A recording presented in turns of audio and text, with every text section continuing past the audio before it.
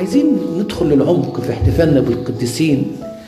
أنا فرحان جدا بما فعله هذا الحبر الجليل والمأنوس الأنبا بجول في احتفاله بمئوية أبونا ميخائيل البحيري. كدي أنا ممنون ومديون لهذا الأب الذي أكن له كل حب واحترام وتقدير حقيقي. فعل ما يرضي الرب أولا وآخرا. أول شيء فرحت جدا أنه أعاد طباعة كتاب ألفه العلامة الأنبا لوكاس، بلوغ المرام في سيرة تلميذ الأنبا إبراهام أبونا ميخائيل البحيري.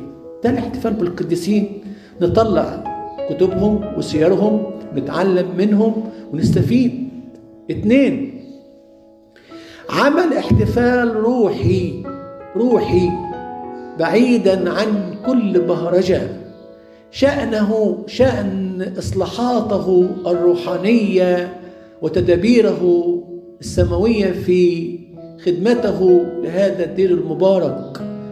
حول الاحتفالات والتذكارات بأمنا العذراء مريم من موالد عالمية تختلط فيها الحابل بالنابل إلى احتفالات روحية ونهضات روحية وزفات روحية. لعل أمنا العذراء تبتهج وتكافئك أيها الحبر الجليل على ما تفعله. ثم ماذا أيضا؟ أخرج الرفات ووضعها وقتا كافيا حوالي أسبوع. أنا أحس أن هذا الإنسان عميق في تفكيره، مش بس عشان الناس تيجي تاخد بركة، عشان يقولوا خدوا حاططه لكم، حاطط الرفات قدامكم أسبوع كامل. لعل أحد فيكم يتأمل في نهاية الحياة وإن هذه رفات لإنسان عاش بقداسة، لكن كانت نهاية حياته رفات. فأنت أيها الشاب يا من تجول في شهوات ونزوات، انظر لهذا البار. هو إنسان بار لكن انتهت حياته على الأرض، ولكن انظر لحياته ما بعد. يعني عايز يقول الجسد مقاله التراب. وضع هذه الرفات لكل واحد عشان يتأمل، يدخل يبص كده يقول حقا كان هذا الإنسان برا، حقا كان هذا الإنسان بيننا. لأن في وسطنا قائمين كثيرين ونحن لا نعرفهم. عايز يقول لنا متوا عينيكم من هذا الإنسان البار النوراني، لأنه ده كان في جيله كان البعض يعرف بقداسته والبعض لا يعرف، وكان هذا لا يهمه، كان يهمه أن يكون معروفا عند الرب. أخرج الرفات وجعلها أسبوع لكي ينظر إليه الأطفال ويتعلموا ويتمنعوا ويتمتعوا ويقولوا مين جسد مين ده يا حبيبي، جسد أبونا ميخائيل البحيري. وعمل إيه أبونا ميخائيل البحيري؟ جاهد وصلى وانتصر ووصل السماء.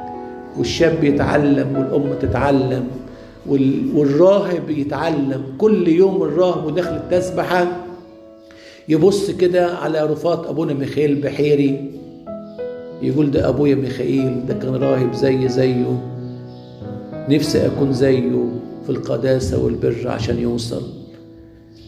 يأتي كل قريب وكل غريب إلى دير المحرق ليقف أمام هذه الرفات ويقول إن هذه الرفات هذه العظام لإنسان بار عاش وسطنا، سيدين جيلا كاملا وأجيالا كاملة لم تتعلم من تقواه ولم تتعلم من زهده ولم تتعلم من مخافته لله.